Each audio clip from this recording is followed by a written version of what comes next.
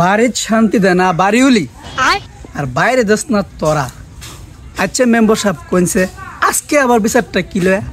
মাতবর সাহেব আর কয়ে না এই ফাড়ার কথা। এই ফাড়ায় ইদানিং বদনা চুরি করা শুরু করছে। এ বাড়ির বদনা লইয়া পড়ে, হে বাড়ির বদনা লইয়া পড়ে। কামটা করছে কি আজকে আবার সাগরের বাড়ির বদনা লইয়া পড়ছে। কোনছে দিহি হের বাপের বিচার করতে করতে জনম পার করে দিছি। ওখানে বয়েছেন হের বিচার।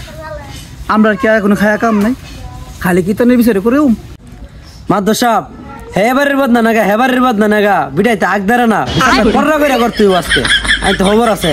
মাতবর সাহেব ফাইস এটা গীতা হেলে আমরা লিফটিনে বদনা না লাগতারি না লাইতে বদনাটা কে ঘুমাইছি শোল উঠতে বাড়ি লিগেছে একদম বদনাটা নেই ফাইস এটা কি মাতবর সাহেব এই বিচারটা করবে না। মাতবর সাহেব শুনলেন তো গ্রামবাসীর মন্তব্য।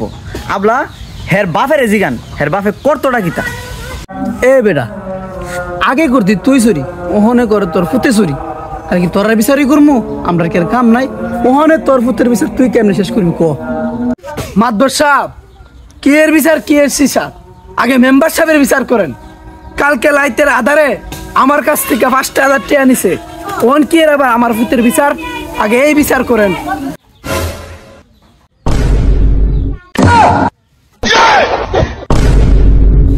মেম্বার সাহেব তা কি শুরু করলেন?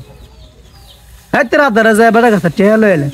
এনতে আমার দিলে 2-3,000 টাকা বিচারটা কি আর আনলাম হইলে?